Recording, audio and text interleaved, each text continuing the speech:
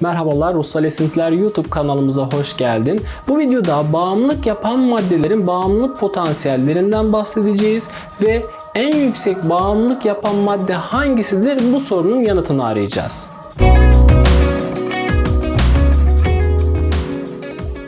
Bir önceki videoda nikotinin çok hızlı bir şekilde beyne geçtiğinden bahsetmiştik ve biz bağımlılık alanında şunu biliyoruz ki eğer bir madde ne kadar hızlı bir şekilde ödül oluşturuyor ise bağımlılık potansiyeli de bu kadar yüksek oluyor. Bunu bir çalışmayla açıklamak hem daha anlaşılır hem de bilimsel içerik olacak. Bağımlılık yapan maddelerin bağımlılık yapma potansiyelini araştırıyorlar ve diyorlar ki en az bir defa kullanımla birlikte bağımlılık yapma olasılıkları nedir bu maddelerin diyorlar.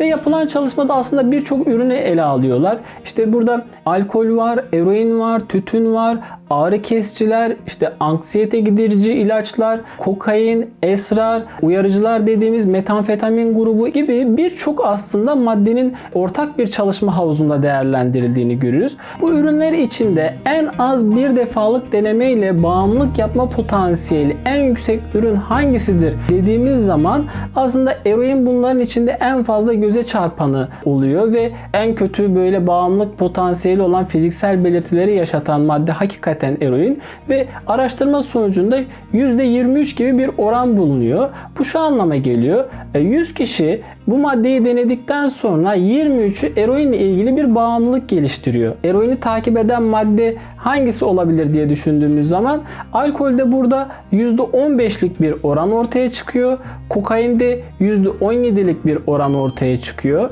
Bunu takip eden esrarda %9'luk bir oran ortaya çıkıyor. Yani bireyler bir defa kullansalar bile 100 kişiden 9'u esrarla ilgili bir bağımlılık gerçekleştiriyor. İşte çalışmanın en önemli sonuçlarından birisi şimdi geliyor. Tütünle ilgili bağımlılık diğer tüm bağımlılıklarından çok daha yüksek gözleniyor.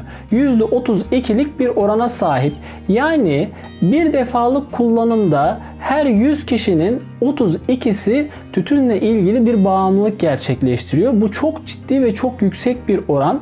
Sanki ya eroin ya da alkol çok daha fazla bağımlılık yapıyor gibi değerlendiriyor. Ama toplumumuza baktığımız zaman bir sigaranın tabi burada yasal oluyor olması önemli bir etken. Bağımlılığın çok fazla oluyor olmasına, ulaşılabiliyor olması da bu oranları yükseltebilen şeylerden biri. Ama bu durum böyle bile olsa sigarayla ilgili bağımlılığın tek bir kullanımda bile gelişebileceğini görmek mümkün. Başka bir deyişle her 3 kişiden biri bir defa sigara kullanıyorsa bağımlı oluyor. Yani bunu bırakması oldukça zor oluyor.